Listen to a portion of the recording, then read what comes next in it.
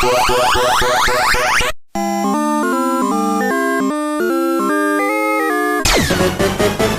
go!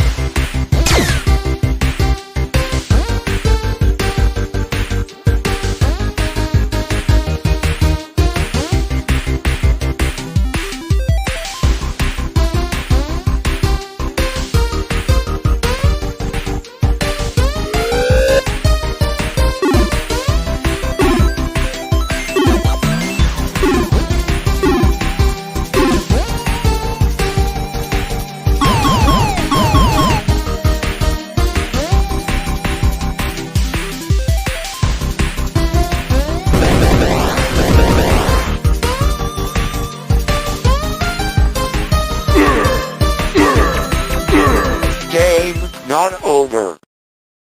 Hey, everybody. Welcome to another episode of Indie Comics Relay. I'm your host, Keith Gleason. With me, as always, Johnny C., creator of Sartana and Surrounded by Death. What's going on, buddy? How's it going, man? I haven't talked to you. Actually, well, I texted you a few times, but I haven't really physically talked to you since the last episode, actually. I know. It's been a little bit. We've kind of like caught up here and there, but we haven't really like chatted. Yeah. Talked a little bit about convention things and things like that. Yeah. Shop stuff, not like personal stuff. Yeah, exactly. Yeah. I'm riding a little high just because I literally just finished the finale for Book of Boba Fett right before this. Oh, and nice. Did you watch it yet? Not yet, Okay. But last week's was like mind blowing. Oh yeah, so you're getting close to catching up. You're gonna watch it tonight? Probably, yeah. So I got a little bit of programming ahead of me tonight. There's so much good TV on to watch. There's not enough time in the day. You know, like we are literally bombarded with good stuff right now. Like I can't even catch up. It's like I'm literally behind. You know, imagine if we had conventions in the mix on top of that. We'd never forget about it. I'd be right? watching stuff like on the plane or in the airport if it was a convention. You know, Yeah. But I mean, my plate's full right now. I'm watching Pam and Tommy. It's fucking awesome. Is that good? Okay. Oh, it's so good. Okay. I'm watching Reacher on Amazon, which I like. Reacher the movie. The TV show is better. It's awesome. That's what I heard, and it's that dude from Titans. And now we know why he left Titans. I understand. He made the right choice too. He did, I mean, he's perfect, like for that kind of role. Yeah, perfect for Jack Reacher too. So that was one of the things about Jack Reacher from the books was that he's like this big dude. Well, and when they cast Tom Cruise, he's like, I love Tom Cruise, but he's tiny. Yeah. You know, like he's a small guy. So it's like it was so peculiar for him to play Jack Reacher. But regardless, it was a really good movie, and you know, he played the character well. Well, this guy's just as good. Gotcha. And I heard it's more faithful, right, to the novels. It is, the movies were. That's cool. Yeah, I definitely want to watch that. That's on my radar too. But yeah, you're right. There's a ton of stuff. And then Peacemaker, which has been great. Awesome. Yeah. Peacemaker is one of my new favorites. Fun fact for people watching Peacemaker: Judo Master shows up in the background in the intro. Oh, in the the dance sequence. No, the dance sequence intro. Yeah. If you look in the background, Judo Master is hidden throughout the intro. Oh, really? That's fun. Yeah, it's crazy. That's one of the best intros ever. Oh, I love for a TV show. It's so good. I love that. You know, you get because I don't think we've ever seen James Gunn do a TV show before. But I love that. Familiar, at least. Yeah. I love that he can you know, have some time to stretch out his stories and like you know, there's actually real character development there too. Like you're starting to see like Peacemaker going from being a douche to, you know, actually being like kind of a decent human being, but still being like kind of oblivious and like, you know what I mean? Like he's charmingly oblivious the same way like Johnny Lawrence is in Cobra Kai. where like he's a little bit of a douchebag and he's not always politically correct, but he's kind of charming. You can't help but like the guy, you know? Yeah, definitely. And the one thing I kind of didn't like, but because I used to read the comic but I still like it. It's the treatment of Vigilante, like, because I really like that character in the comics. He was sort of an update from the old Wild Western version of Vigilante. And it was like I think it was Marv Wolfman. I don't know if it was George Perez or Marv Wolfman did the Vigilante comic that was in the 80s, and he was supposed to be an answer to the Punisher, basically, right? Kinda, yeah. He was basically a lawyer, I think, and then he kind of like Daredevil goes out, but instead of capturing criminals, kills them like the Punisher, Yeah. And I remember really liking that, and but they kind of play him more like a Deadpool type in this show. A little bit Deadpool, kind of like a chump a little bit, but not like very talented. It's not bad. It's not bad, I mean, I'm not that married to Vigilante, so it's like I can kind of deal with it because the show's so good. So right, it's not like you're changing the Punisher skull. Yes, exactly. Exactly, like that nonsense. But yeah, so moving on a little bit, like how's the Surrounded by Death campaign going? Is it like, are you almost done, or? So the last time I touched base with y'all, we were at 50%, a little over 50% shipping. That's kind of been stagnant, except for this one major aspect that I mentioned last week. Okay. That I was running into is that I wasn't hearing back from my coffee provider. Oh, and I was worried I was going to lose this connection. So I come to find out that she was out of the country. She was away. But I just went in the other day, had a one-on-one meeting with her, and she's actually going to be delivering the coffee next week.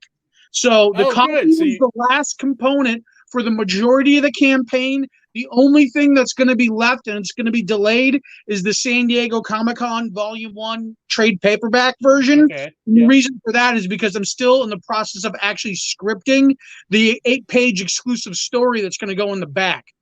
Okay. And truth be told, I've had some writer's block trying to get that done, stacked on top of I had to make some major edits for issue 3. That were logistical. The artist just couldn't wrap his head around certain portions logistically.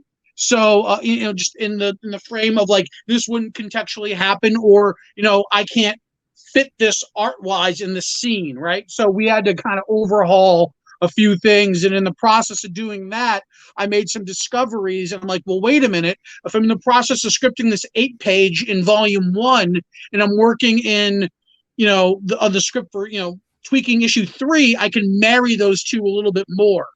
So that I found myself going back and making some significant changes. But what I'm actually doing now is delaying the fulfillment process, because the art is, hasn't even been delivered over to the artist yet, unfortunately. But I've messaged people in terms of setting the there's options for in progress, delayed.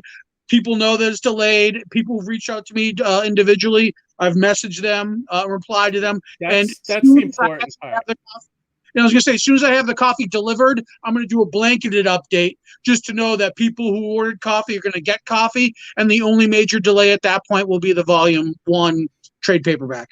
Gotcha. And speaking of the coffee, my wife made a comment the other day because we went grocery shopping, and she's like, kind of waiting for Johnny's coffee, because she was buying like the crappy Market Basket brand, Yeah. It's going to be, literally it's going to be a fresh roast, and if you ordered grind of the blend of coffee. So like, it's going to be like roasted this week, shipped out next week. That's awesome. Yeah. It's going to be pretty fresh for people.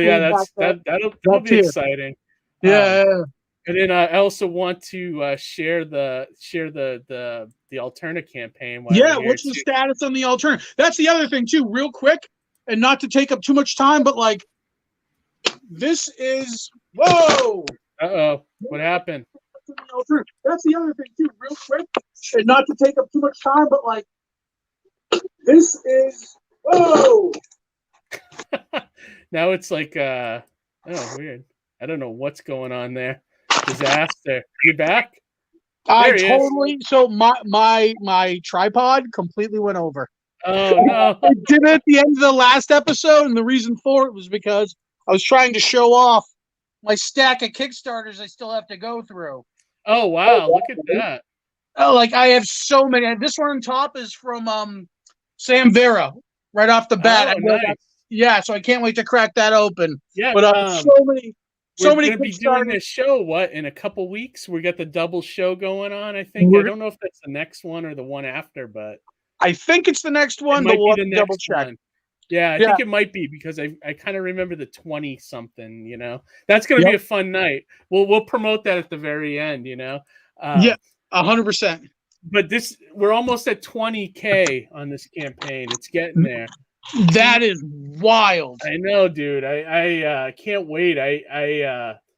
It's just awesome, you know, and I can't wait to see what happens with the spring one coming soon, you know.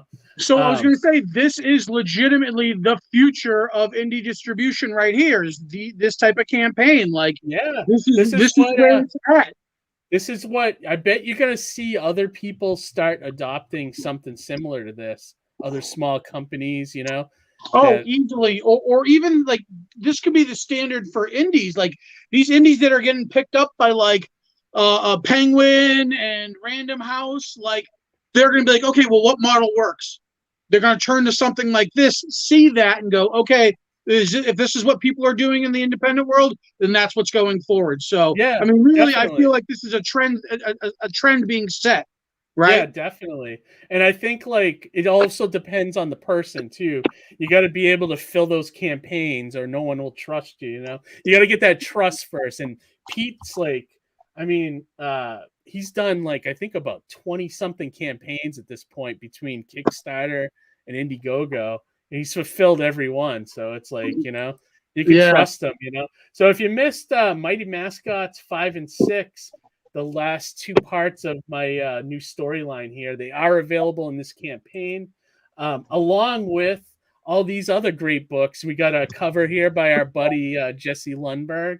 Nice. I love Jesse. He did my old cover for Surrounded by Death. Yeah, so he finally got one with Alternative, which is awesome, you know. And then the best thing about this campaign is you got the 2 exclusive trading cards only available here. So this is something if you're a card collector, this is the way to go, you know. But yeah, this is great. So if you haven't backed this, definitely check it out. This is the way Alterna is distributing to stores and to customers from going forward. And one more thing before we bring tonight's guest in, I just want to say hello to our chat, of course.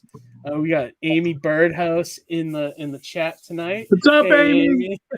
How's it going? We got Johnny C in the chat. Thanks for watching. Thanks for watching. My wife said good vibes. Yeah, thank you very much. Darkstream Studios, what up? I just finished it myself. You must be talking about the great finale of Book of Boba Fett. Yeah, good stuff. Darkstream Studios. That's Jared Brown. I write Advent Dark for him. Oh, that's Jared. This is Jared. That's Jared right there. Yeah, we had him on the show a while ago, didn't we? We did. Yeah. Now he's hounding me to get to work on his issue 3. Nice. I promise you, Jared, I will get it done soon. Johnny, you gotta plow right through that writer's block, you know. I know, right? My wife said hi, Darkstream. Harry's in the chat. The Jack Reacher dude was also Aquaman in Smallville. Oh, that's right. Yeah, I forgot about that. Yeah, that was a while ago. Like you said before, he was Hawk and Titans, right? This guy's he's not a stranger to superheroes. Yeah, that's true. He freaking looks like a superhero. Guy's jacked, you know. So yeah, for real. Darkream said he does good work improvising, changing pages for the better. It's worth the wait. So is that? I think he's talking about you there. He is talking about me. Yeah. I took my own horn there for a second. Yeah. Dr. Mask Retro Elixir is with us. Hey, Dr. Mask. Hail Keith. Hail Johnny. Hail chat. Except for you, buddy. Good to see you. I'm glad you're here with us. And then Johnny said he was better Aquaman than Justin Hartley. That's for sure. Let's see. Dr. Mess says, get some Wolf and Batsy. Yeah, that's a good book. I read 1 and 2. I really liked it. Yeah, it's me. And he's the man. Hey, look at this. Jesse Lundberg. Hey, Hey, speak of the devil, and he showed up we were here. just talking about you, Jesse. We were just looking at that awesome cover you did for Alterna. So that's freaking great, man. Hope to see you at a few shows this year too, bud. That'll be great. You know, I'm starting to build my schedule like crazy too, Johnny. I'm looking at maybe 2 shows a month, you know, going forward, you know. We'll see how that goes. See how long. I'm keeping it minimal myself, like the ones that I'm usually obligated to be at. Yeah. But my first one that's not like a contractual thing with like Sam would be Wicked in April. Yeah, I got one. I booked one in Connecticut in late March for. It's a small one-day show, a Sunday show. I don't know how it'd be, but I'm gonna try it. It's only a 90-minute ride, and I love the one-day shows. Me too. And look at this, waiting for Plastic City. Thank you so much. Hell yeah. We saw that announcement, right? Yeah, yeah, it's coming back. It's coming back. I have a little more time to focus on it and you know, and finally get things going. So I'm excited to be back. I think people are tired of being in lockdown, want to be back at shows. So I'm hoping you know, by the summer we'll be, you know, maskless and you know, no mandates going, you know. We'll see. They're starting to roll things back now. I'm seeing and hearing. So that's what I heard too today, which is great. I think this whole trucker thing is kind of pushing, you know, showing people that people are really sick of being, you know, mandated and all this crap. Yeah, so we'll see. For sure. We'll see what happens. But all right. Without further ado, let's bring in tonight's guest. It's a new guy that I've just met tonight in the green room. Hit me up on Twitter to be part of the show. Has a campaign going. Campaign looks really cool. I looked at it earlier today. It's a noir based comic. I love a good noir story. Yeah, me too. So I definitely want to learn his history a little bit. But just talking to him for a few minutes, sounds like he's been in the comic industry for a little while, doing like small indie books and everything. So without bring him in, we'll find out all about the origin story. Yeah, definitely. Without further ado, tonight's guest, Joshua Plack. Hey, Josh. What's going on, guys? What's going on? Great to meet you. Thanks for hanging out, Josh. How's it going, man? I'm doing good, man. I appreciate you having me on. Yeah, definitely. And you seem like a good dude. We were talking for a few minutes backstage, and I definitely we always love meeting new creators here. And so the one thing we always ask our first time guests is you know, could you point to a time in your past, like when you read a comic book or saw a TV show or a cartoon that kind of inspired you to put you on the path to kind of wanting to be part of comic books, like make comic books? You know, is there something that you can point to? So I have kind of a weird trajectory as far as like my storytelling. I love weird trajectories. As far as my storytelling origins go, it went back to when I was a kid and my dad kind of ran this insurance office, like this little dinky little thing, like in the inner city. And I would just, you know, every boy wants to hang out with his dad and see what his dad does. And I would just hang out at the office and I would just listen to the way he would talk to people. And it was like, everything was a story, whether it was like a joke or an anecdote. And, you know, every boy wants to be his father. And so it was a skill that I just kind of picked up and I wanted to tell stories. And then as far as getting into, you know, doing that as my kind of passion in life, I would say was honestly the episode of Doctor Who, the 11th Hour.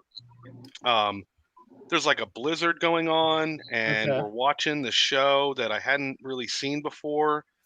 And the dialogue and the magnetism just kind of caught my ear that I just stopped what I was doing. I don't remember what I was working on, but it just kind of grabbed me. And I started watching the show and, you know, it's been on television now going on like 60 years. And that's kind of what, you know, pulled me in that direction of like, I want to make something that kind of grabs onto somebody and like demands, you know, just commands their attention for something like that. I love that. As far as what it was, it got me into comics. I went back to school, you know, I started studying literature and doing creative writing. And then my last semester at college, I took a comic studies course, which if you didn't know is a real thing. You know, Yeah, people that's study cool. I comic would have books and taken that. yeah, no. And it was like a kind of like reintroduction to the medium. And so Okay. after years of like analyzing literature, everything from Beowulf on up to the present, to be juxtaposed and start doing the same thing with comics, it was just like, wow, this stuff is like, it's just as valid as everything else. It's not something for kids. It carries these kind of timeless adult themes. Um, and then when I started telling stories for myself, it was just like a really natural fit with my writing style to kind of write things that pair really well with beautiful art and create this kind of art plus storytelling experience that I just kind of fell in with, and I haven't really stopped. That's awesome. That's awesome, yeah. So were you like, were you originally wanted to just be like a traditional writer before comic books? Like when you said you saw that Doctor Who episode, was that what you were kind of pursuing to begin with? Yeah, I actually went back to school to become a math teacher, and the math teacher didn't give a crap about anything. It was literally his last semester, so he was checking out and moving on with life. But the English teacher at this little community college, she just kind of grabbed me and just kind of pushed me in that direction. Like, hey, this is something you're really good at. And she was just one of those teachers that you never forget the kind of impact that they had on you. Yeah. And yeah, so I went back to school and I started my journey. I have more of a kind of traditional literature background. I did a lot in like especially poetry and getting things published and little pieces of literature. And but comics it's like my garage band. You know what I mean? It's like something I can pursue on my own. There's just Yeah. there's a lot more opportunity because that kind of garage band style is just it's a lot easier to kind of work in that ecosystem. Yeah, I agree. And the fact that, like you said earlier too, comics And it's a lot more fun. Yes. There's room for every kind of story, I think, in comics, which is why I think we're all gravitate towards it in some respect. You can write silly superhero books, you could write, serious slice of life stuff that's just as powerful as a film, I think, in a lot of respects, or even a novel. And look at all the discussion going on right now with Mouse and being banned, and Yeah. things like that. You just think about the accomplishments that, and I think that's kind of why you're seeing college courses on it now too. Where it used to be kind of a joke, like when I was a kid, taking art classes, and like I was used to try to draw cartoons and stuff, and they were like, it's not, that's not real art. You know what I mean? Yeah. Like, so, but now they're teaching that stuff, so it's kind of cool. It's like kind of like, comics is mainstream now, in a lot of ways, but yeah, no, I love that. I never seen that. So I'm not that big. I haven't been that big on Doctor Who. I never liked it when I was a kid. So I'm assuming, is that like, what's the big, the guy, is that the Baker, Rick, Tom Baker?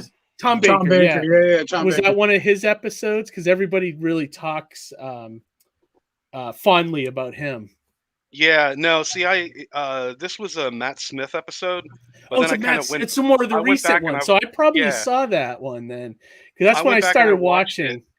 Like everything, like all 60 years, I've seen every episode. Wow. That wasn't lost to time, because there were some episodes that nobody has a copy of, like they don't even exist anymore. Nobody can find them, but if it exists, I've seen it. Oh wow, that's awesome.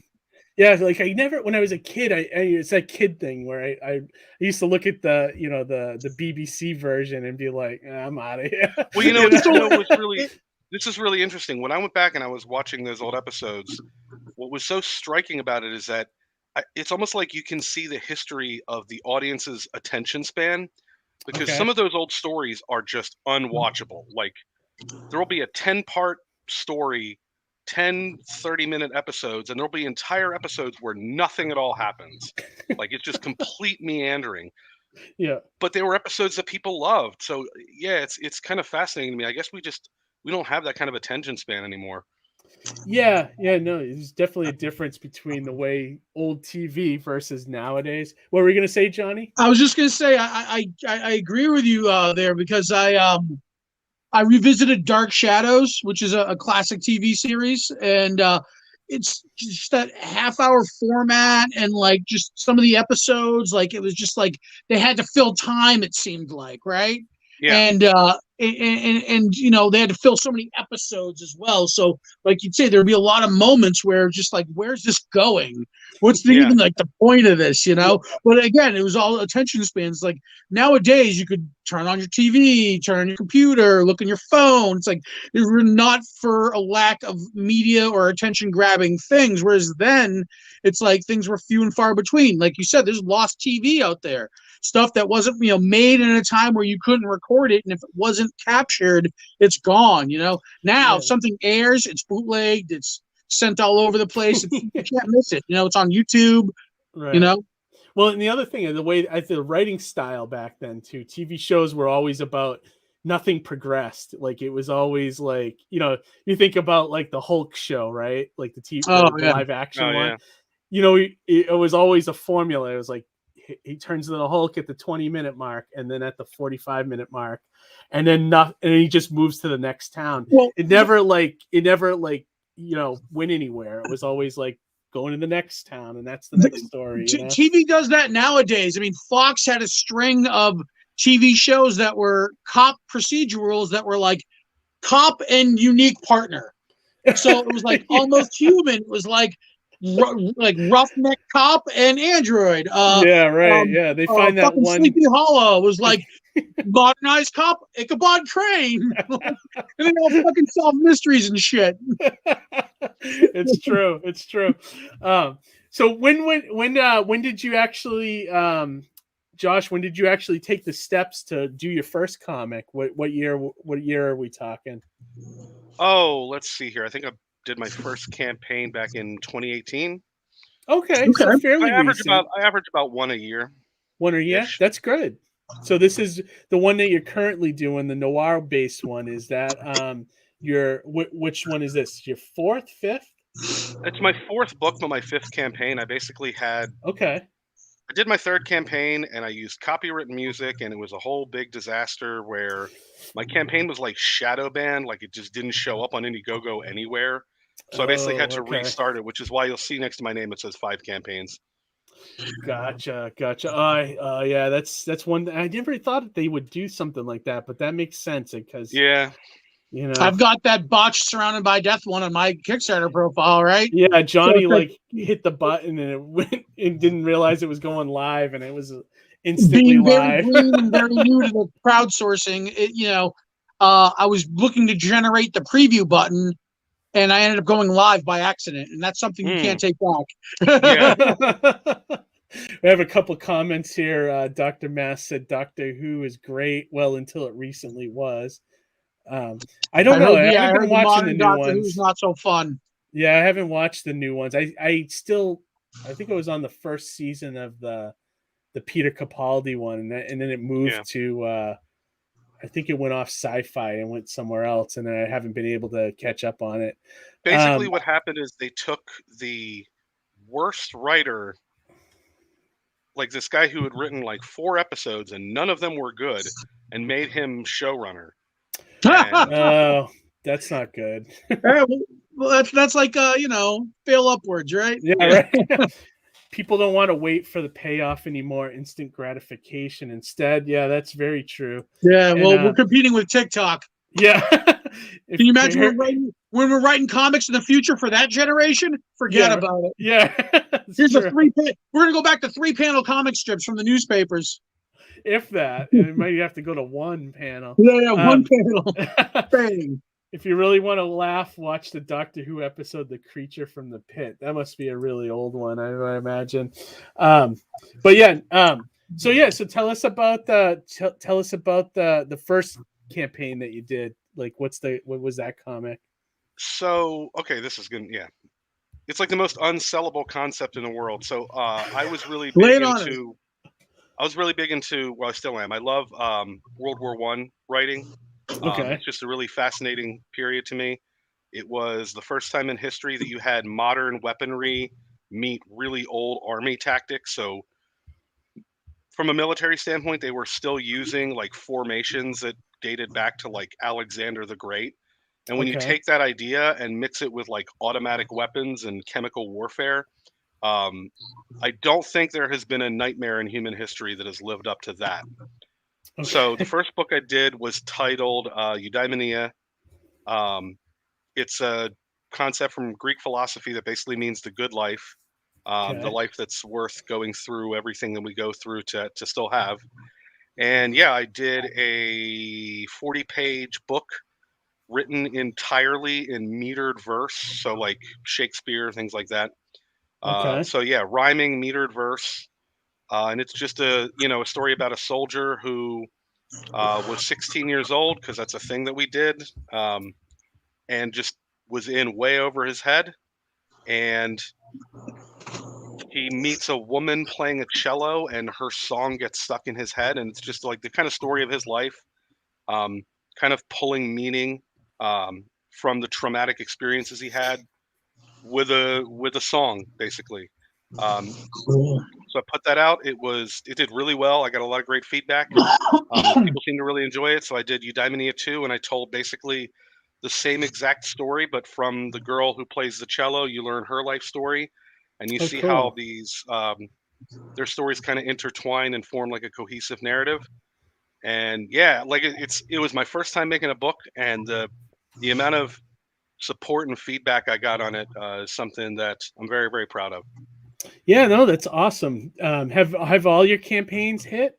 Like, have you hit all of them? Oh, that's great. Nice, man. Really congrats. Good. It's awesome. And the fact that you're on your fourth one now, that means you actually deliver, which is great. Like, that's the fulfillment part is challenging sometimes for creators, It is, but it's also my favorite part. Like, there's nothing in the world that feels as good as wrapping a book in a Gemini mailer and sending it to somebody who believed in you enough to support it. Yep, I agree. 100%. When you get that picture on Twitter or Instagram that someone took the time to film, that they opened their package and it's your book, and it's like feels amazing. It feels as good as when you first get that printed copy of you know what I mean. That's a fucking great feeling, and it's no different than what you just said, Keith, when somebody gets their rewards and they have to share it. Like, that's huge. Oh yeah, definitely. And so those were the first two books. What was the third book that you did? Oh, the third book was a surrealist horror title called How to Die. So that's another great marketing title. That was a little bit tough to sell. But it's basically a book about people obtaining superpowers to stave off death. Like, their death is imminent. But if they are low enough, like as far as like their lives have just reached this kind of abyss of utter bottom, then they're able to channel their misery into superpowers and save themselves. And so it's a story of, like, instead of having it be like the best and the brightest and the fittest getting superpowers, it's like, what if the dregs of society became gods overnight? I love that concept, and primarily because it's like, when you're on your deathbed, that gives you the best perspective, right? It's like you're dying, you have nothing to lose, you think of things completely differently, and then what if I had a chance? What if I had a tomorrow? Like, and then it happens, and you have a tomorrow. But not only that, but you're bigger, better, stronger than before. Like, that's such a great concept, and there's so much you can do with that. I love when a writer can come up with a very heady concept like that makes you think beyond just the stories being told with the characters and their headspaces. That's fantastic. Yeah, that's awesome too. And I imagine, because you use like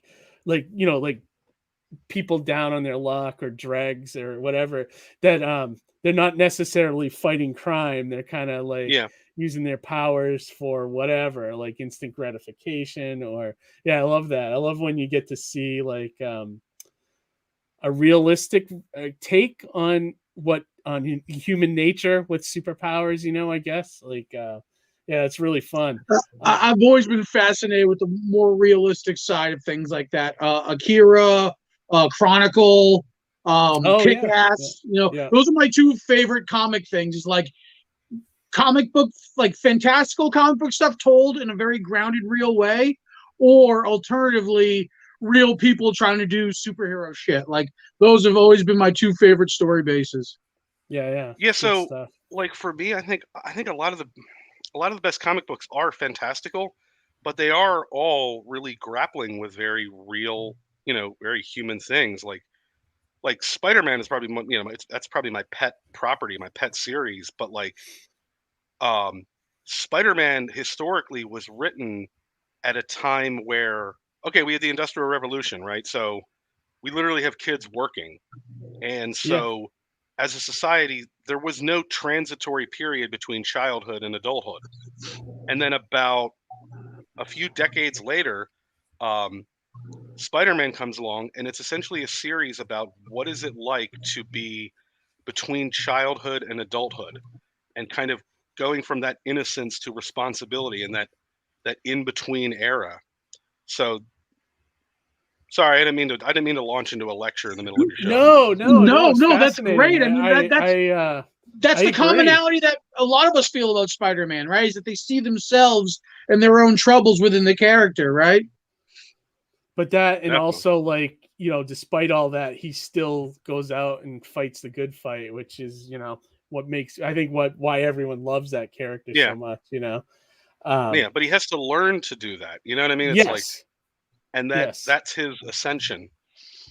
Yes, like like his whole origin's based in like learning a lesson, and it's great. And then so that was the third one, and the fourth one was Norlam. Noirlem.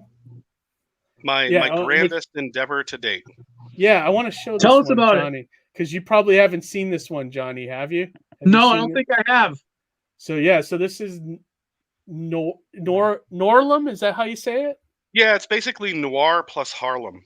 Harlem, yeah, I got. Okay, gotcha. The long short of it. So it's what's the storyline here? Yeah, so I mentioned before that I really like World War I literature. My other favorite period for literature was the Harlem Renaissance. Okay. I love the art, the philosophy, the writing, everything about it. And it was happening at the same time, basically, as the World War I literature. And so I just kind of, I love old things. I love the past. And I wanted kind of to put these two things together. So it's a 90-page full color story about a guy named Coleman Carmichael, who is just a guy who lives in Harlem. He's a part-time teacher. He tutors. He's basically out there grinding just to get by. But he's also a consummate learner, right? He's always looking to learn something new. And it kind of sets him up as this guy who has a kind of knack for deductive reasoning. So when a mysterious death occurs in his apartment building, and the cops show up, the cops are kind of like, we don't really need to look into this. Some guy died with a needle in his veins, on the toilet. We don't need to look into this. But Coleman's like, hey man, you need to look a little bit further, because whatever you think this is, it's not it. You need to take a closer look. And one of the detectives is a younger guy who's like trying to make his mark, and he looks into it and he's like, yeah, man. He's like, he finds that Coleman was right. So the two kind of hook up, and they kind of piece together that there are these unsolved, murders that seem to be connected. And after that, the hunt is on for the Hudson River Killer in Old New York. Oh, that's awesome. Very cool. Yeah, I like that a lot. I love a good noir story. So I mean, just seeing this is great. Like, I love the artwork too. That part of New York too, specifically, is kind of like it's a little bit gritty. Yeah. So it's almost like the environment lends itself to the story too. Yeah, like when you see the 1920s, it's always, really Gatsby-ian, like champagne and pretty dresses. This is more of just like a blue collar, people just trying to get by kind of a flavor. Yep. I like that. Have you seen that comic from Image? I read a few issues and it's not bad. It just seems to just need to be tightened up a little bit. But there's a comic out from Image right now called The Good Asian. Have you seen that one? It's haven't heard of it. Basically, it's basically a take on a different take on like the Charlie Chan detective character. Okay. Okay. It's set during, like the Chinese Exclusion Act of like the 1920s, and it's like this detective that like is Chinese, and basically everything's against them, the city, everything, and it's a great Speaking of concept. lost media. What's that? I said, speaking of lost media, I think like most of the Charlie Chan stuff is just gone. It's from that era, right? Well, it's gone. Like, but it's also abolished. Yeah, a lot of it's been discontinued or yeah. So I mean, it's great. Everything about it's great, except I'd say the pacing of it. I've read a couple issues, and it's 10-issue series, and I'm like, this probably could have been tightened up to be, maybe about 6 issues. I feel like it's being stretched out, as I'm reading it. So, but I love the concept, and I love like a good noir type film too, So, this looks great though. I just love it. So, how many pages is this? It is 90. 90 pages. That's pretty good. Yeah, I wrote it, and that's how many there were. Trade paperback kind of size. Yeah. Your artist is really good too. Where did you find the this artwork? guy? So the cover was done by Kanan White. Okay, I know. Yeah, he did the Harlem Hellfighters, so it was a pretty natural fit. I think he nailed the kind of collage look that you would see on a lot of old noir posters.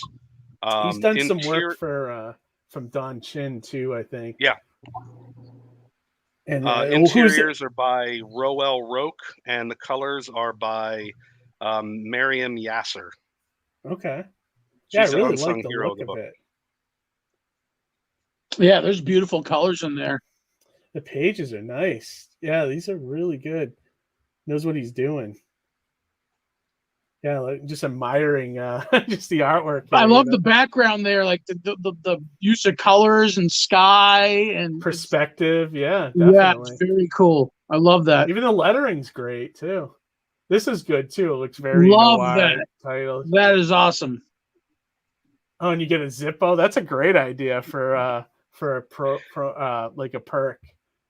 Yeah, I had to come up with something that had a little bit more of a 1920s feel, not a lot of definitely. I love that. stickers and.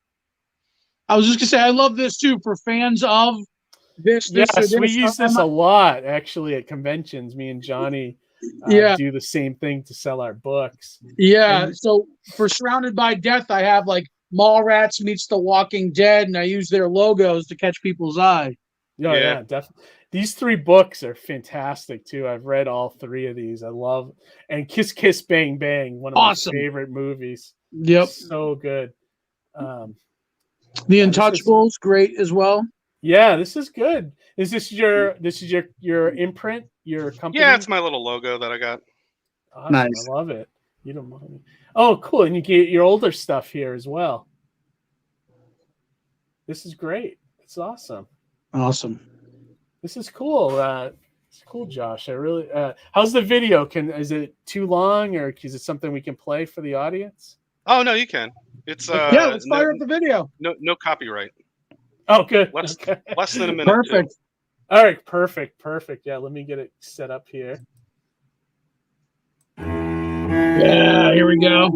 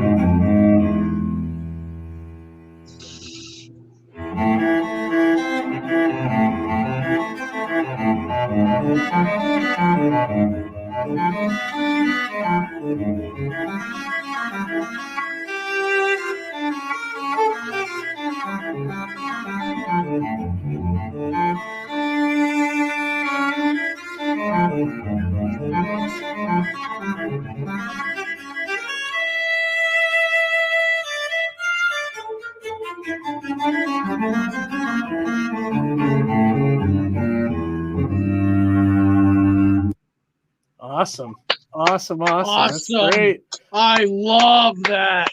That looks so good. So good.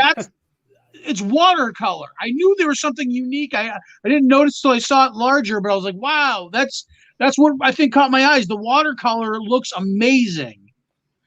Yeah, that's why I said, like, she is the all-star. She is the hero of the book. It's gorgeous. Wonderful work there. Yeah, definitely. And I love so is this the featured one that you would put people towards to get the Zippo lighter and the Yeah, so that's the How About a Light tier. I do apologize. I did a 24-hour sale. That's why there's only 2 taken. The one that was a little bit discounted was only for the first day. But make sure you get your trusty detective Zippo in case you get kidnapped and tied to a chair. You'll be able to get yourself out. Yeah, that's awesome. And you get the retailer bundle. Yeah, this is a great campaign, and you already hit your goal, which is awesome. I like Congrats that you on didn't do too many perks either. There's not like a million things here to to go through. It's just like, here's this, and this, and that's very simple. Yeah, I love it. You're already 689% over your goal, so that's awesome. That's great. Now, how far along is the progress of the book? Oh, well, I have an image up there, but if you don't want to, it's the line art is 100% done. The colors just passed the 50% mark. Is that down here? Yeah, right here. Oh, okay. There we go. Oh, so pencils and inks are completely done. You're about a little more than halfway with colors, almost halfway with the letters, right? So you're almost there. So nice. When do you think you'll fulfill the campaign? So that's the scary part right now. Okay. Well, because the postage is so crazy right now. No, because I've done all of the printing and shipping myself in the past. Okay. This book has already been acquired by a publisher. Oh, really? Oh, wow. Oh, good for you, I already signed a NDA and the contract and everything, so I can't even say who it is, but it's so they're going to be doing the printing this time, which is good news because it means you're going to get a more professionally printed book. Okay. But it's scary because it means it's out of my hands. It's out of my control. I put June up there as my expected shipping date. Are they going to work with you to give it to your backers first and then So since there's a lot of perks and I have to sign all of them, we basically have it worked out where I'm just going to buy from them wholesale and then divide revenue basically 50-50 between the two of us. So they'll ship the books to me and then I'll ship them out. Oh, between you and your artist and everything? No, the artists and everything, they're paid up front. Yeah. Okay. No, it's a 50-50 split between me and the publisher. Between you and the publisher. Gotcha. That's awesome, dude. That's great. Yeah, congrats.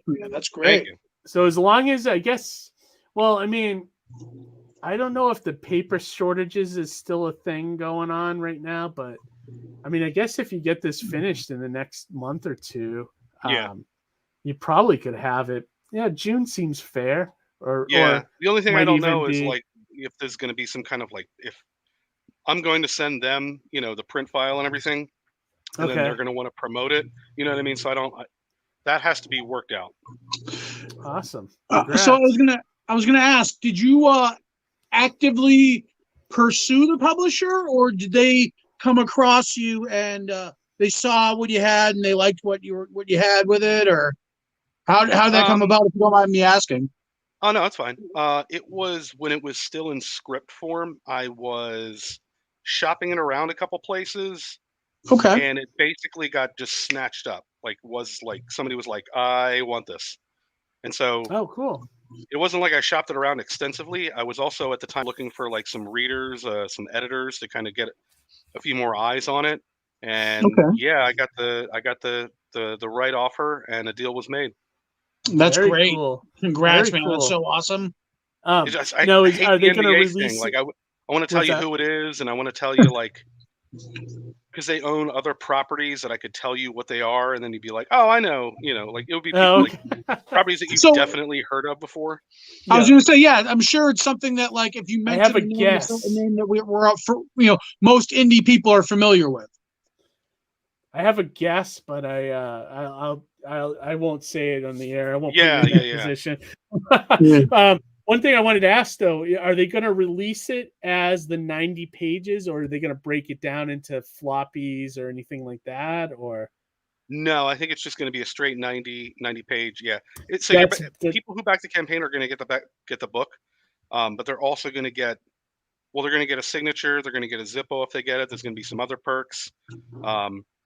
The other struggle is that I have a super duper secret perk that if I were to tell you what it is, it would give away the ending of the book. Okay. So I can't talk about that. I mean, the trouble with mysteries, right? Yeah. There's an item in the book, like in the story, and when readers get to that page, that item is going to be waiting there for them. Okay. Like it's to kind of like give to the reader what somebody is giving somebody in the book. Cool. Okay. I like that. It's like imagine getting to the end of Watchmen and you get Rorschach's journal, right? Yeah. Nice. I like that. That's really cool. And then you get arrested because you have a copy of Rorschach's journal. Right? That's great. No, but I love stuff like that. That just enhances the story there, you know? I think that's great. Yeah, I really like this campaign. Is there any? Oh, we lost Keith. Don't worry, he'll be back. I'll just carry it along in the meantime. One thing I wanted to comment is that, dude, the Zippo, man, this thing is sweet. I love when you can take something from your story, like you said, and give it to the reader and make it like realized and make it real. So like for Surrounded by Death, one of the aspects of that book is a cafe. So at Mohegan, I build a pop-up cafe from the comic, and I love doing that. I love allowing people to like literally step into my book, you know? Yeah. And I love the fact that you have this Zippo here. That's a real sweet perk. And it's affordably priced, too. I mean, 90 pages plus the Zippo, only $40, all said and done. Like, that's a pretty sweet deal. Yeah, not bad at all. Yeah, when I start seeing Zippos on other campaigns a year from now, I'll have made my mark. Definitely. Yeah, no, I love that. What was I going to say? Oh, what my question was before I rejected myself out of the show by accident. I was going to ask, is this influenced by any particular noir movie or book or show that you saw? You know, okay, now I'm going to cost myself some credibility. You know what really made me want to write this book? Okay. It's because I've seen probably every murder mystery TV show ever. Yeah. It's a show from Australia called Miss Fisher's Murder Mysteries. I haven't heard of that one. It's just like really 1920s, really cool. Some of the character dynamics on the show like heavily influence the way characters are with one another, how they kind of riff on each other, how they kind of make fun of each other sometimes and just rip on each other. And so, yes, I'm sorry to say that as much as I love, I can't point to anything concrete in noir as being like the definitive influence on the book itself. Gotcha.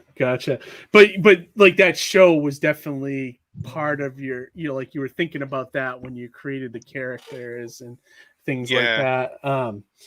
Yeah, I know there's been some good ones though. Like Johnny, do you have a favorite at all, or like are you a noir guy? Like, oh yeah, so I really liked Brick. Oh, that's a great one. Yeah, Ryan Johnson's one there. Even Knives Out by Ryan Johnson was a lot of fun, I thought. Knives Out, yeah. I mean, LA Confidential is awesome. Oh yeah, I love that movie. Untouchables. Untouchables. Billy Drago in Untouchables is awesome. He's my like absolute favorite. Oh, yeah. I was actually thinking of that of him in that movie today. I happened to see him on a rerun of something. I was like, oh, Billy Drago, like he was awesome in Untouchables, Something I saw recently, and Kiss Kiss Bang Bang is amazing. Yeah. And yeah, absolutely. One I saw recently that was really fun was like a hipster noir was that one with Andrew Garfield under the Silver Lake. You guys seen that? Oh, I didn't see that. Fantastic. It's basically what I just said. It's a hipster noir. Yeah. And I'm looking forward to, as Keith knows, the Batman, because that's got noir written all over it. And it's got that feel to it. It's going to be so awesome. Yeah, definitely. Do you have anything? Do you have another next project lined up, Josh? Or oh man, I'm going to be writing stories till I'm dead. Same, all of us, right? I think so. In your being, I'll be writing on my deathbed. Let's see here. How to Die #2 is after this. Okay. I introduced a character named Madame Gray. Actually, can you pull the campaign page back up? Is there any way? Yeah. Hang on. Let me snag. I did a thing on my campaign that, again, if anybody else wants to steal, I'm perfectly okay with it. Let's see. But it's basically, do you remember in the movie Major League where they were every time the Indians won, they would peel another thing on the. I referenced that the other day in the office. For sales department. I was like, we need to do this. So if you scroll down, it's near the bottom. But for every backer, I revealed another piece of the cover for the next project. That's what this is. Okay, gotcha. Oh, so there's 100 pieces. We're almost there. Yeah. That's How to Die #2. That's the character's name is Madame Gray, and she is a homeless schizophrenic. So her reality is at any time, kind of warped. So her power is she gains the ability to control the perceptions of others. So she basically turns that on its head in How to Die #2. Then I love this, like her, like kind of coming through the doing the #2. Yeah. So what you see there is how she wants to be seen, and what you see through that kind of tear in reality is reality. That's what she really looks like. She's really this kind of demonic creature. Cool. Yeah. After that, Eudaimonia #3, and then I already have Noirlem #2. It's about half written. Oh wow! So you're like, so all these properties that you're crowdfunding, you're continuing on. Yeah, like building up a library. Oh, very cool. Nice. Like, do you have does each series have a set amount of issues that it's going to be, or volumes? Noirlem is kind of set up to just be ongoing, like any a new mystery like Sam Spade. There's gonna be 1,000 of them. Yeah, right. Just keep going. I love that. Eudaimonia is just gonna have the 3. How to Die has about 5-ish. Okay. And then whenever I get to the end of that, I have a untitled. My pitch is basically we're still in the past, and we're towards the end of the gunslinger era. So it's aging gunslingers versus the early mafia. So the early Chicago mob. This is about a decade where they both exist historically. And so I thought that would be a cool thing to have this band of gunslingers take on the very early I like that. Cowboys. Yeah, Cowboys versus gangs of New York. Yeah, basically. Cool. That's very cool. That's awesome. Yeah, that's great, dude. I'm glad you got all this stuff kind of lined up. It's awesome. Yeah, no, I really like what I'm seeing. I love this cover. I love this campaign, and I love these other books look great too. So definitely, guys out there, if you're watching this, if any of these are striking a chord with you, definitely check it out. You can get all his past issues on this campaign as well as a perk. So, or you can get it physical or digital, I believe, right? Yeah. Or sweet Zippo. Or get this with the Zippo. Yeah, that's a great deal. Zippo. Or if you ever just want a taste, if you ever just want a digital for free, I'm Eudaimonia Comics on Twitter. I'm always willing to put some of my work in front of your eyes. So hit me up and I'll send it to you. Yeah, that's awesome. So hit up Josh, follow him on Twitter. What's your Twitter handle, Josh? It's the hardest thing you'll ever find. It's Eudaimonia Comics. If you want to put it in the private chat, I'll share it on the it's also actually in the description of the live stream as well. So and I think you tagged us all on Twitter, Keith, right? So yes. Yes. Yeah, so if you go to any one of our socials on Twitter or whatever, and you look for us, it should be there too. Yeah, definitely. And hit up Josh. He'll send you a copy of the first one to check out, and then maybe you'll want to buy the rest, and support this creator. I'm the first super. case is always free. Yeah. Do you, Josh? Do you do conventions at all, or? I haven't yet, man. I bought a one of those like standing things, like the giant things that you roll up. Yeah, like the banner. And I signed up to do a convention, and it was then COVID happened, and it got pushed back like so many times. I was just like, forget it. Yeah, build your audience online. We're part of the. Where are you located? Like, are you what state Spokane, are you in? Washington. Washington. Oh, okay. So they probably have like Seattle. Probably has like a good con. I think there's a convention here in the summer. Emerald City, I think, is in Portland. That's supposed to be an awesome show. Yeah. I talked when me and Johnny did San Diego special edition in November. The few people I talked to said that that's a great show for comics. Like actual comic fans really go, like they go to the comic area before they look at the rest of the show. I love hearing that, Yeah. Usually it's the opposite, That promotes confidence, yeah. Yeah, definitely. So that one might be one you want to look at. But yeah, that's awesome, dude. You should do some cons too. Might as well. Like it's a whole different beast, but we do both. We try to build our audience online and at conventions. So we're like. But I mean, it sounds like campaign over campaign, you're building your audience as well too. I mean, that's just as strong, Yeah. Have you seen a pattern with like we've noticed with campaigns that you start at a certain level, but the more you do, the amounts start getting higher and the backer numbers starts going up with each campaign that you fulfill. Is that what you're seeing in your experience? Yeah, the one thing I've noticed is that when I write books that the success of my campaign is basically dependent on how tightly I can get the kind of elevator pitch.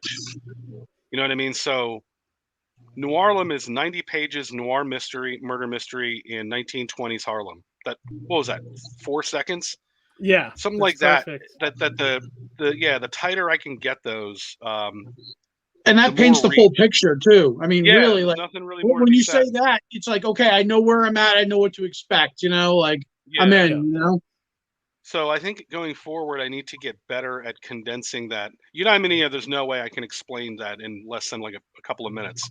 But How to Die, I think it didn't do as well as Eudaimonia because it takes too long to explain. People get about halfway into hearing it and they've moved on to something else. You know what I mean? So getting better at condensing my pitch, maybe going with simpler concepts yields a more commercially viable product. Yep. Yeah, I agree. I mean, like, I bet there might be a way to spin those earlier books into like quicker pitches. I guess you would just have to figure that part out, like how to do that. I've always been a fan of just equating it to the closest known association to something that's popular, whether it be TV or movie, you know what I mean? So with Surrounded by Death, I go, well, it's Mallrats meets The Walking Dead.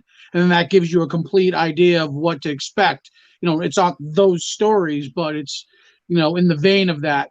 When I used to table next to Bob Sally at conventions way back in the day, if you ever stepped away or if I ever, somebody patronized my table and I go, well, you should check out Bob. And I always say you should check out Salvagers. It's kind of like Guardians of the Galaxy, if you like that blue collar Guardians of the Galaxy, if you like that. He was never fond of comparing it to Guardians, but it would catch people's attention in their ear, and they would in turn check it out. Well, that's what made it hard for How to Die is that it's like, hey, do you know the Max?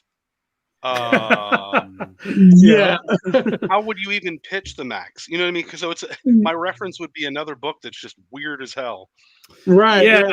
No. Or the hope that somebody saw the animated series in like the 90s. I haven't. I have it tattooed on my arm. It's a terrible tattoo. Oh, let me see. Oh, that is awesome. Oh, I love it. Oh, that's so cool. I've always loved the Max. I thought that Max is great. Awesome.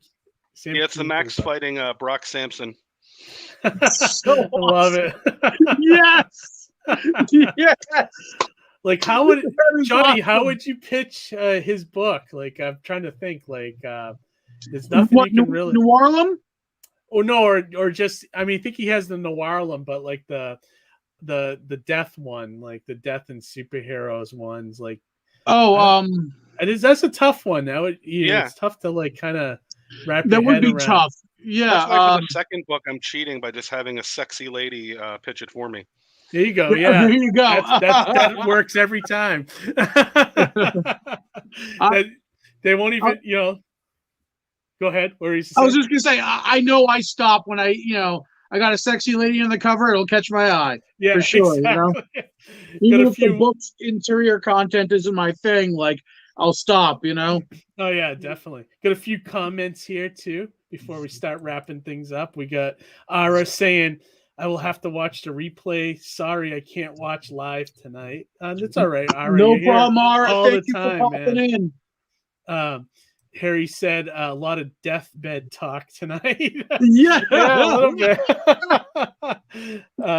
And Harry also said, "Is there a New Orleans noir story in the works, like New Orleans?" New Orleans. I like that. Oh man, that's so funny. You were talking about coffee earlier. What's that? You were talking about coffee earlier. Yes, we got some. What is it? Cafe du Monde coffee. Oh, that's from New Orleans. Yeah. No, that's how I started my day today, and it was like the difference between that and the crap that we had before was like woke up, night and day difference. It was to the moon in an hour. Yeah. Oh, and that was like that place is like the birthplace of the beignet. Yep. On like the East Coast or in the Massachusetts. I'm not sorry, United States shores was Cafe Du Monde.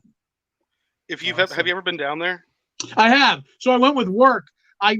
Last week I made jambalaya that was so good.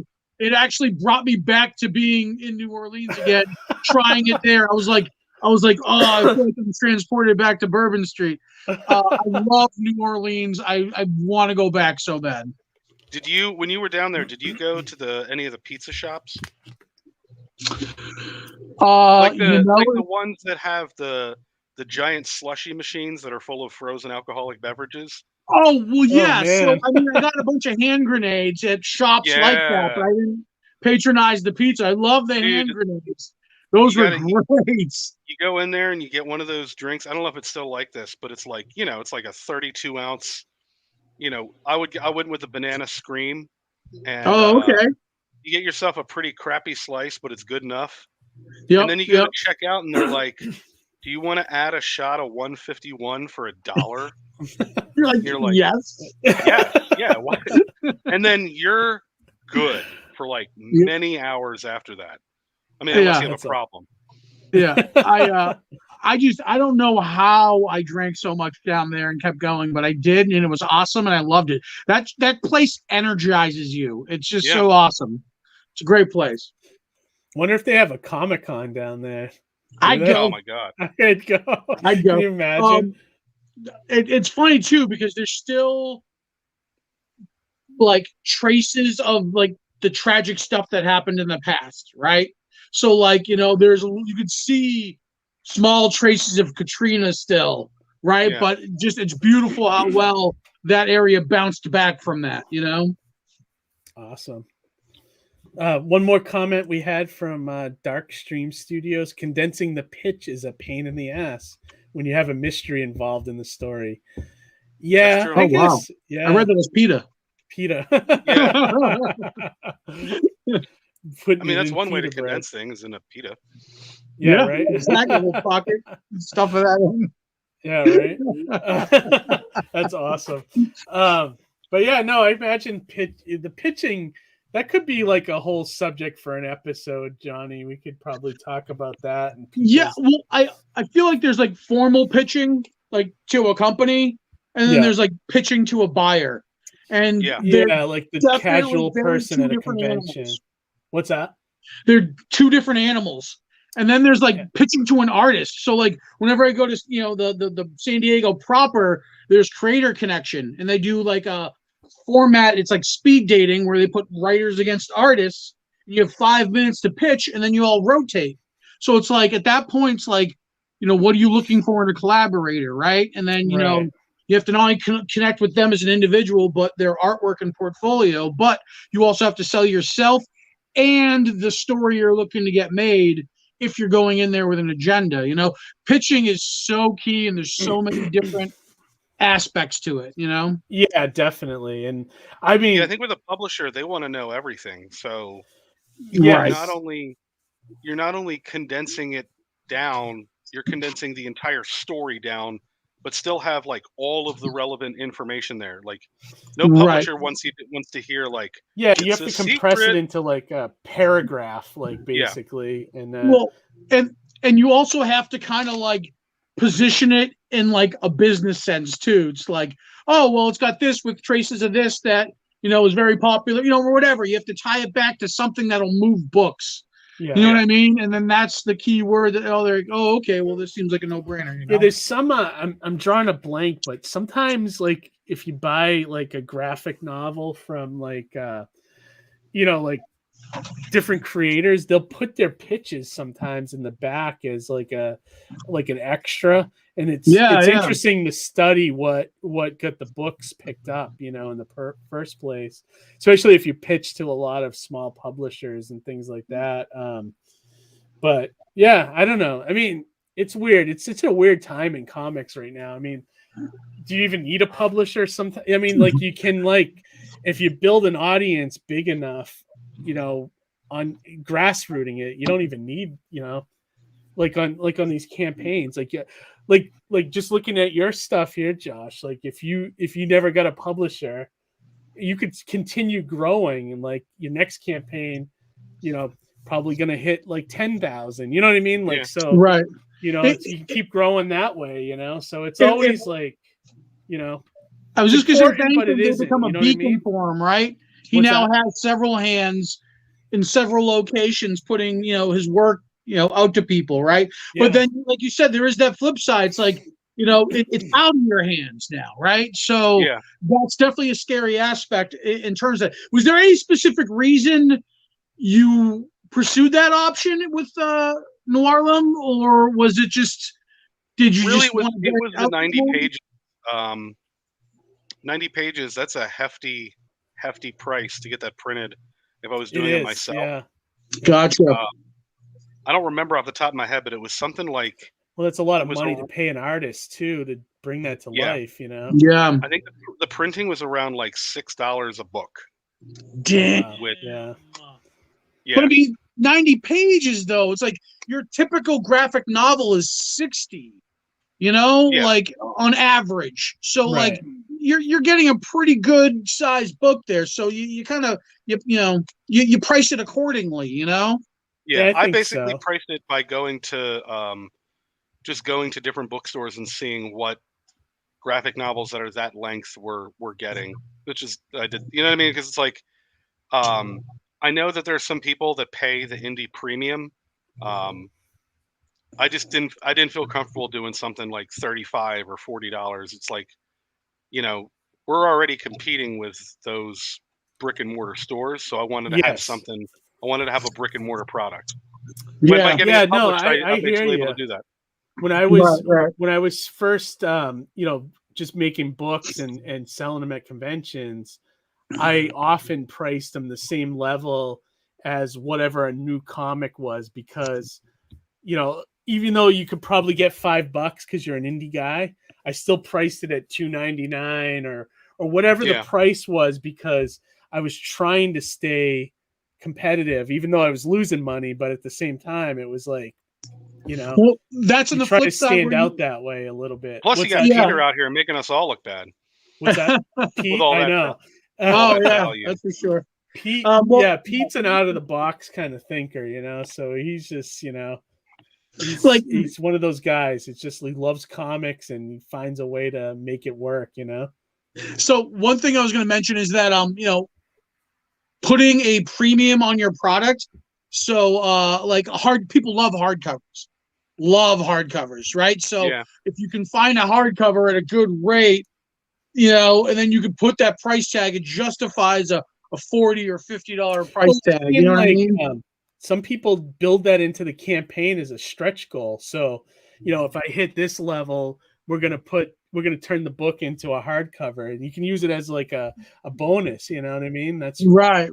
People do the spot embossing on the covers too. And I love that. I like that yeah, too, that's really cool.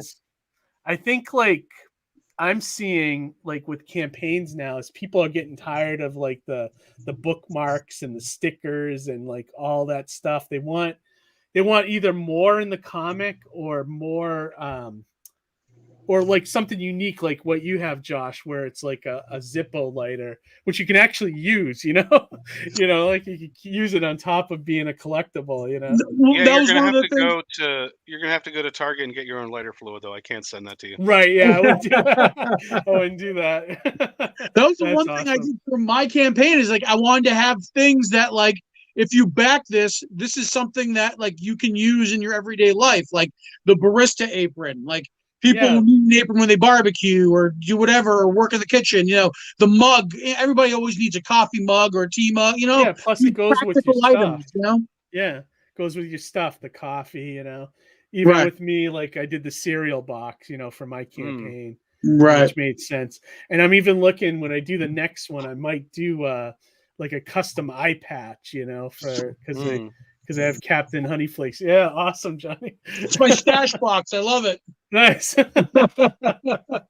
But I'm thinking along those lines, something unique that like it's not just another sticker, or it's like, I might even like put like pinup pages in the back for my next campaign. Things like that. Well, hey man, if you want to steal the idea, it was like $1.70 for one of those. Yeah. Oh, really? Yeah, that's not bad. It's got the nice, the case and everything, and yeah, it's pretty cool. Did you go through a U.S. provider or overseas? Yep. No, it was U.S. Oh, wow. That's actually really cool. Really good. That's awesome.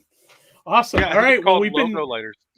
What's that? Yeah, do it like I think a it's just called logo lighters, and the more that you get, the cheaper it is. So nice, not bad. That's pretty cool. That might work for Sartana, Johnny. I was thinking about something for Sartana specifically, like either it's a lighter shot glass. I was thinking leaning more towards shot glass because whiskey and there's a lot of stuff like that. Deck of cards, like a deck of playing cards or something. That would be that's good. The other thing I was thinking of, or possibly a hot sauce. Oh, that'd be cool. Yeah. So I mean, I'm going to be doing a hot sauce soon for Surrounded by Death. But I have an idea for Sartana as well. Awesome, dude. Johnny's the king of branding.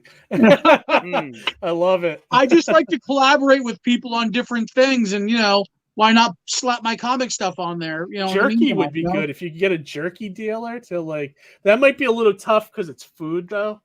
But it's dried and prepackaged. I can just white label it. That was a great joke. You said beef jerky, but then you said it'd be a little tough. Yeah, look at that. Awesome. Sounds good for a dad joke out of nowhere. Yeah, there you go. Awesome. All right, so we've been going like an hour and 20 minutes already. Which is flew crazy.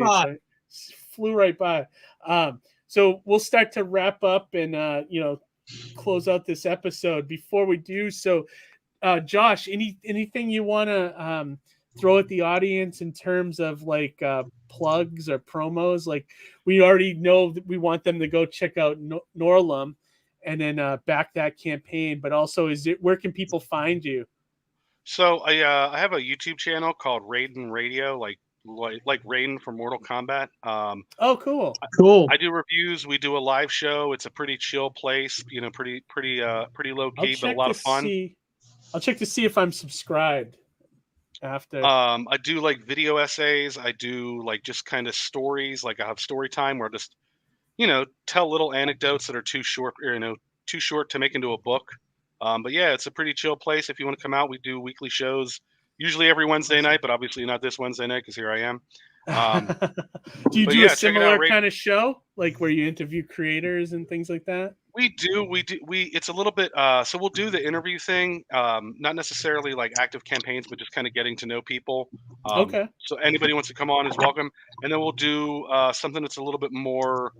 Like we'll have our guests like do like a top 5 list of something, and then we'll all compare our top 5s, and it'll just be something cool. Something inane, but something people have really strong opinions about, like food or video games, and then you get to chat fighting over things and why somebody liking Burger King is unacceptable. And it's just a cool place. Well, if you ever need any guests, me and Johnny just hit definitely. We'll come on individually or as a pair. Yeah, definitely. So we would probably have to do it on an off week that we're not here, but definitely. Yeah, definitely do that. But that's awesome. So subscribe to Josh's channel. You can also find him on Twitter. And I know I put your Twitter handle in the description of the video. I might have put your YouTube. I don't remember. But I also put a link to the campaign. So definitely check out this campaign. Check out this creator. He's got some awesome stuff here. And it looks great. And it looks like, this is the stuff we want to push. We want to get the indie community, checking out cool stuff that's worth your time. So definitely check that out. Johnny, you got anything going on that you want to so I just want to do a quick rundown of shout outs for Kickstarter with active campaigns currently. Okay. So right off the bat, we have our good friend George O'Connor. His anthology, Toddler Apocalypse, is just about $100 shy of hitting. Oh, wow. So they've got 9 days to go, so I'm confident they'll get there. But what's his goal? What's his goal? 7K, and they're at 6,900. Oh, wow. He'll hit that. He'll hit that. Yeah, they're going to get there. But, I mean, it seems like such a cool concept, and they have a lot of really nice perks. So check that out. There is Cat Dad 2 by my good friend Rob Anderson, who does indie comics groups and things like that. He's a real good guy. He's got that story, which he collaborates with his son. Cool. That's out there currently. Their goal is 1,500, 17 days to go, and they're currently at 605. So that's a great kids book for people looking for kids stories out there. We have The Kid and the Ripper. That's got 21 days left to go. How are they doing? I haven't backed it yet. 3K, and they got to make it to 12. So they still have a big push there, but hopefully we can get more eyes on that. That looks like an awesome campaign. Yeah, I still have to go and back it myself. I wanted to support those guys, so I'll do that soon. For sure. I wanted to give them a shout out. Another one, B Mecca. Not sure who this individual is. They're out of Leeds, United Kingdom. It just seemed like a really cool mech comic book, like Robotech. So what's the name of the creator? Creator's name, Jamie Nee. Oh, okay. No idea, but her book seems pretty awesome. So I highly recommend. I backed it. It's got 28 days to go. It's at 2,500, and their goal is just over 4K. So that'll hit. That'll probably hit. That'll hit. Two more of the last two. This one's called Sunrise Blossom. It's volume 1 and 2. It's put out by Nina Daisy Aberline. I was trying. I was having a conversation. It's funny you bring her up. I had a little bit of a conversation with her on Facebook, but she's she's overseas, right? Because she's in Italy. That's what it was. We were trying to nail. I want to shout her out because she's from my home country. Gotcha. And she's a female creator. We do have a few on the show every so often. But do you know her at all? She reached out to me on Twitter, and she wanted to get into the show, but I was like, we're so booked up. I mean, it's tough. Like, we're booking months in advance. I mean, Josh, you had to message us a while back, right? To get slotted in. So yeah, it was like back in January. No, before that, December, I think maybe. Yeah. But like, yeah, she had reached out to me as well, and we were trying to do something, but you know, it's like we only kind of record on this time and night, so it's kind of tough. Yeah. I'm actually, one thing I wanted to mention. Well, what's your other? I was just gonna say. So she smashed her $571 goal, and she's currently just short of 2K. So congrats to her. Big shout out there. That's great. We'd love to have her on the show sometime in the future. Yes, and I will mention to her that we talked about the campaign tonight, so that we try to give her a little bit of a boost, you know. And what was the last one you wanted to show? The last one's actually already done. I backed it today, and I thought it would still be going by the time we hit the show, but it finished, and it's called Bearskin, and it's basically about a psycho killer who wears a bear's like skin like as a outfit. So everybody thinks he's crazy and he's a town killer, but then like monsters come to a town, so they all turn to him to protect them. And it just seemed like such a cool concept. I love that. And then the bear, like he's got like the bear hood. It's like the eyes are googly, like they're one way, and it looks like comedic, but also like awesome horror and like slasher horror. So I'm totally sold on that one. So check that one out. You can still see the landing page on Kickstarter, and you know, you might be able to get a digital copy somewhere. But all that aside, most importantly, Josh, dude, thank you so much for taking the time to come on, especially when you normally record on Wednesday nights. So we really appreciate you spending that time with us. Yeah, definitely. Dude, you seem like a really cool creator. I'm really looking forward to checking out Noirlem when my copy arrives. And, you know, I appreciate it, man. Thank you for taking the time. Everybody should go check out Noirlem on Indiegogo right now. Yeah, definitely. And what was I going to say? So the last thing I was going to say, besides, you know, checking out the Alterna Winter campaign, for the channel, Johnny, I've been talking, you know, like I told you a couple of weeks ago that I'm probably going to go like part-time at my job. I'm thinking about doing like on a Friday afternoon, like doing like either like a draw stream, you know, or you know, because I got a setup now where I can put my phone above while I'm drawing, so I can do that. But I'm also thinking about doing like a This Week in Indie Comics kind of show, like a quick show. Just talking about different things in indie comics, but also it's a chance to highlight some of those campaigns that we may not get to interview because we're so booked out far in advance with the live show.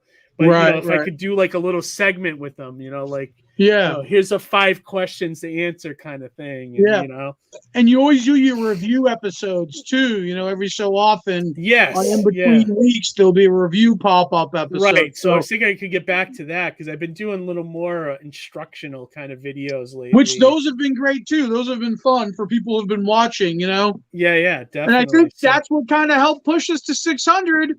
Yeah, crossed 600. Pat ourselves on the back for that one. Congrats, guys. Another milestone hit, you know. As soon as we get to 1K, I'll be like happy, you know. Yeah. This is the hardest part, is getting to the 1K, you know. So exactly. Congrats. But thanks. Yeah, it's tough, man. It's a grind, you know. YouTube is a grind, but I like doing it. It's one of those things. I like doing this show. So but yeah, so that's it, everybody, for this live stream. We'll be back in 2 weeks, but I think in 2 weeks we're doing a double show. So if you guys are still listening, we're so the plan is we had Sam Vera and George Medina on at different times a couple months ago, and they have a show called Catch the Craze podcast, which is quite popular. Yes. So we talked about doing a double feature. So at 8:00, we'll go on their show for an hour. And then at 9:00, we'll pick up the interview on our show, on our channel. So we'll bring those guys over and continue on with that show. It's like a twofer. It's a twofer. So it's like when Chicago Hope both of our audiences to each other. What's that? It's like when Chicago Hope crosses over with Chicago Fire. Yes. Or when Law and Order does an episode on Law and Order, and then they convene on Homicide: Life on the Street. Yeah, there you go. Yes. That's what we're doing. Totally. Yeah, it'd be great. So that'll be fun. That'll be an interesting night. So that fun starts 2 weeks from now at 8 o'clock on the Catch the Craze channel, and then 9 o'clock here on Indie Comics Relay. So check that out. And we'll advertise it on Twitter and everything else. So yeah. All right. Well, thank you guys, everybody, for joining us tonight. Josh, thank you for coming on the show and sharing the comic with us. Yeah, definitely. Anytime. And Johnny, is always great to see you as well. So until 2 weeks, we'll talk to you guys later, and have a great rest of your week. Bye, everyone.